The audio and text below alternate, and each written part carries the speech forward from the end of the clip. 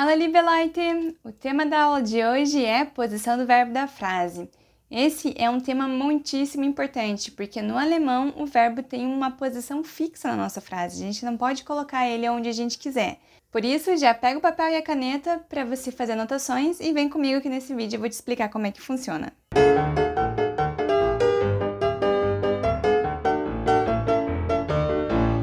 A primeira regra importante que nós temos com relação à posição do verbo na frase é que, para todas aquelas frases comuns que a gente fala, que no alemão eles chamam de oração principal ou Hauptsatz, o nosso verbo vai ser sempre a segunda informação a ser passada.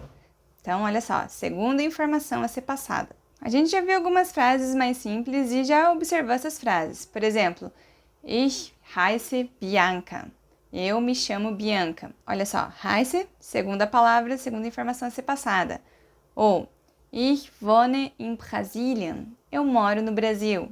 Wohne é a segunda informação a ser passada. O ich, o sujeito, é a primeira. Mas olha só, é a segunda informação a ser passada, não a segunda palavra da frase.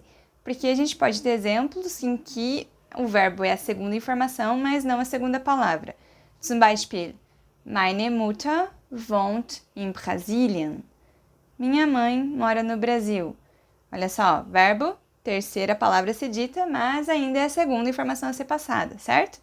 Verbo é falado depois do nosso sujeito. O sujeito meine Mutter é a primeira informação passada. Vamos para mais um exemplo. Der Professor reist morgen nach Deutschland. O professor viaja amanhã para a Alemanha. Essa frase já é um pouquinho mais complexa, porque a gente tem um sujeito, o verbo, uma indicação de tempo, né, que é o morgen, e nós temos ainda uma indicação de espaço, que é para onde a gente vai, nach Deutschland.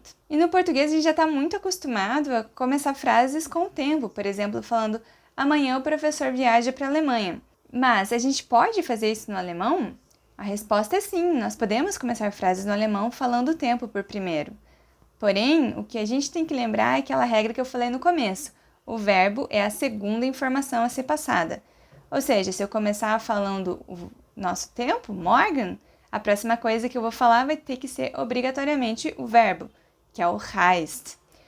Zum Beispiel, morgen reist der Professor nach Deutschland.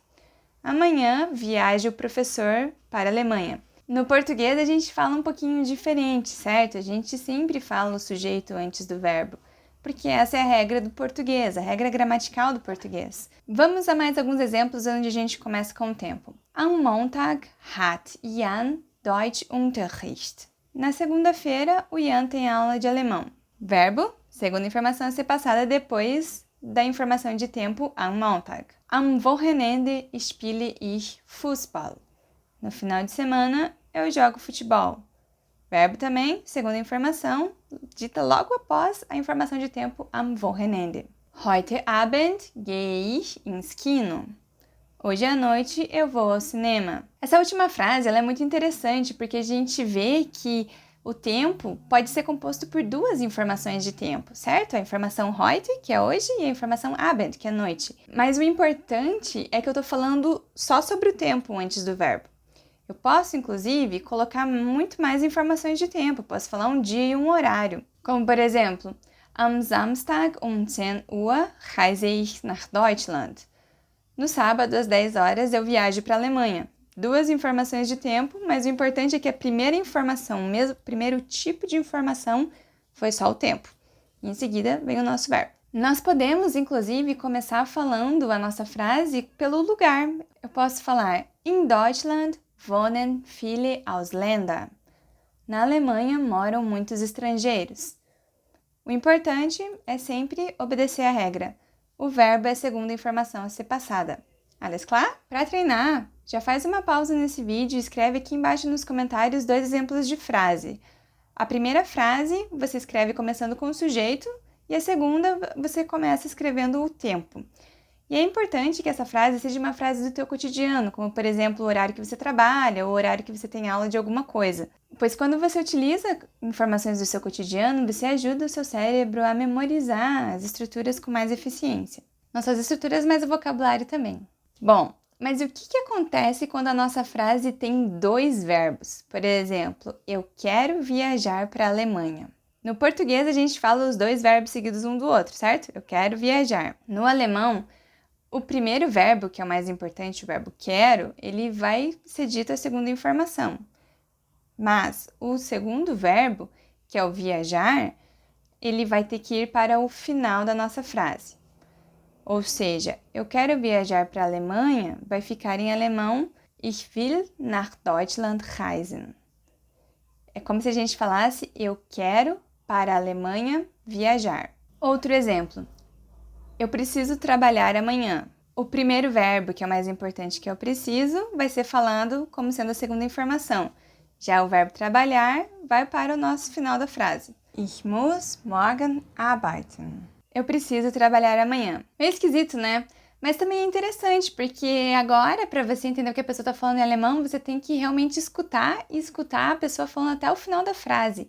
Não dá para dar uma dormida no meio da frase que você com certeza vai perder informações. Para entender essa estrutura, ou para memorizar como que essa estrutura funciona, eu gosto de fazer uma analogia com um sanduíche.